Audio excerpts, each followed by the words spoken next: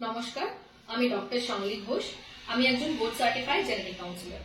আজ আমরা genetic counselling এর উপকারিতা বিষয়ে কথা বলব।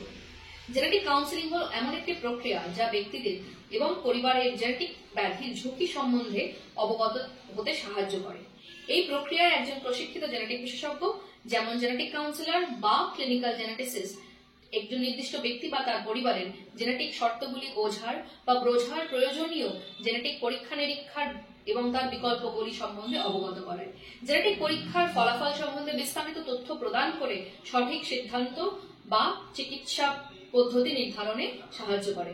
আপনি যদি একটি পরিবার পরিকল্পনা করে থাকেন বা আপনার স্বাস্থ্য সম্বন্ধে সচেতন হতে চান, তাহলে জেনেটিক কাউন্সেলিং আপনার জন্য একটি অতীব গুরুত্বপূর্ণ প্রক্রিয়া। এই প্রক্রিয়ায় একটি নির্দিষ্ট ব্যক্তির জেনেটিক মেকআপের উপর ভিত্তি করে তাকে প্রয়োজনীয় তথ্য প্রদান করে সিদ্ধান্ত নিতে সাহায্য করা হয়।